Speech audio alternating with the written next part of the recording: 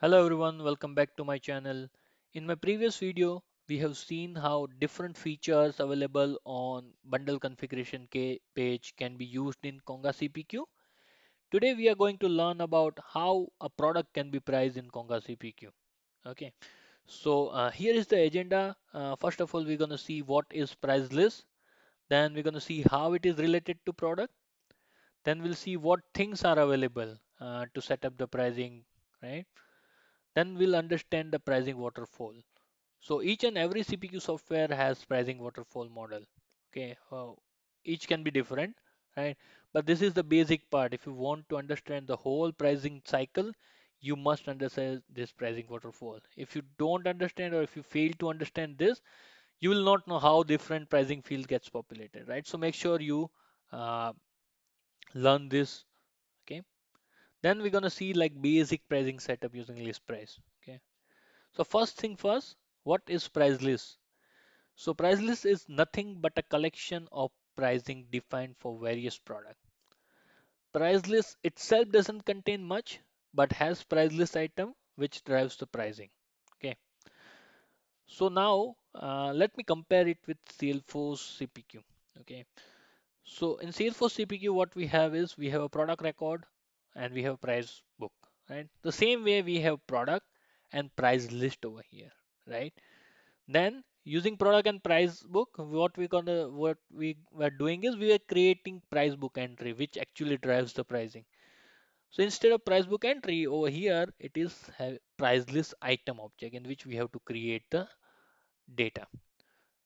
That does have a lookup to product and price list. So the price list item is the object that we want or that we will have to learn and that will identify that will define the pricing. Okay. So now you would think like now what is this price list item, right? So let's learn about what is price list item. So pricing in Conga is all dependent on price list items and how those are defined, right? If there are no price list item defined for a particular product, you are not going to have that product visible on catalog. So make sure whenever you are creating a product, you create a price list item. Defining a price list item enables you to do many things such as defining list price, cost, right, and several other steps. Price list item also supports the following thing. What things? Defining listed price and cost, defaulting several fees like quantity and selling term. Related pricing as well, like if your pricing of particular product depends on the pricing of other product, that can be also defined on price list item. The finance and revenue information for that particular line. The taxation and billing information for that particular product can be also defined on price list item. And there are many more things. Okay. So we're gonna learn this in session by session. So today's session is only focused on pricing waterfall model and the list price based pricing. And then later on we'll cover each of these in different sessions. Okay. So let's start with pricing waterfall model. So make sure you understand this part, guys, right? If you didn't understand this, then you'll face challenges understanding different pricing field population. Okay. So the very first thing when we add a particular product to cart, it will create a line item and there is a field on line item called list price, which will first get populated using the price list item for a particular product, right? So once you add a product, it will take the list price from the price list item for that particular product and it populates the list price field, okay, on line item. And now which price list item it will pick, we'll see that. Okay. Then base price. So when the base price get populated, so once your price rules and price matrices related to particular product gets executed, after those execution, the base price will get populated. So once the base price get populated, if you think like whatever price you are getting, you want to still override it, right? Then you have base price override. So let's say you are having base price is $100 for a particular product and you want it to be $90, right? Then what you will do is you will populate that in base price override. Remember, we are not talking about adjustment over here. We are just talking about overriding the base price. Okay. You will have different scenarios for that, then we'll talk about later. But over here, like if you want to override the price that is coming in base price, you can put that new price into base price override. Then once that get populated, you'll have base extended price.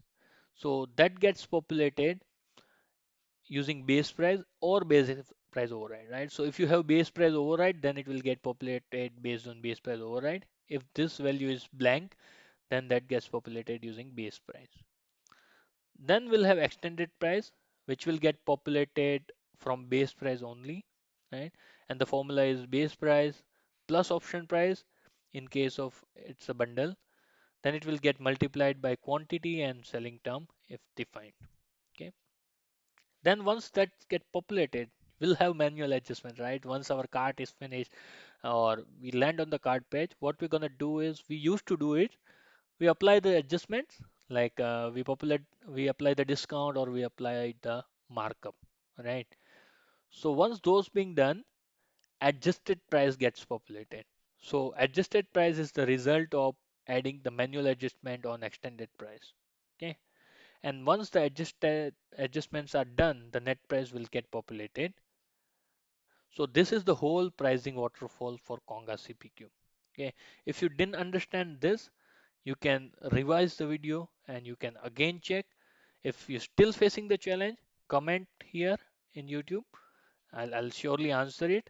If I fail to get answer, just ping me on LinkedIn. I'll be active on LinkedIn and will help you out.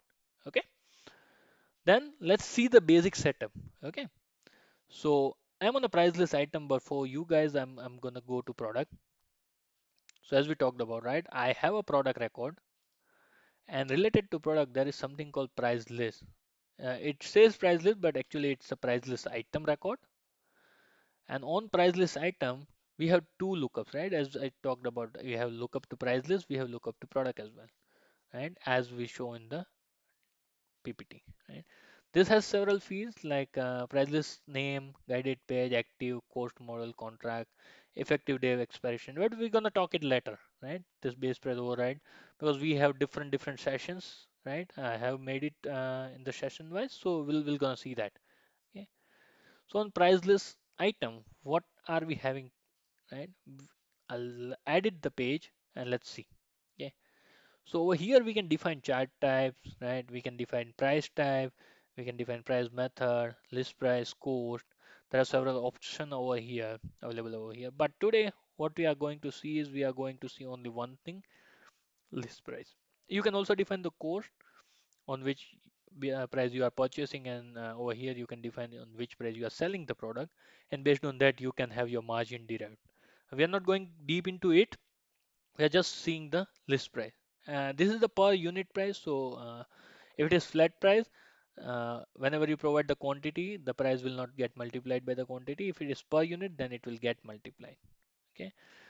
The price type is one time, so that means like the product is one time product. It is not a recurring product. Okay. And over here, I'll just go to catalog page. I'll come over here and I'll add this product. Okay. Let's wait for a while to get this price. Now the price get populated. I'll go to view cart and over here I can see the same fields, right? Net price, list price. This is base price. This is base price override. This is base extended price, adjusted price, and adjustment that I want to have. So you you're seeing like over here I haven't provided any kind of discounting, right? So the list price was 1,000, right? That got populated from here, right? Then base price is the same, right? Because I'm not applying any kind of matrices or price rules, so this base price is the same. Since there are no base price override, the base extended price remains the same. Extended price again same.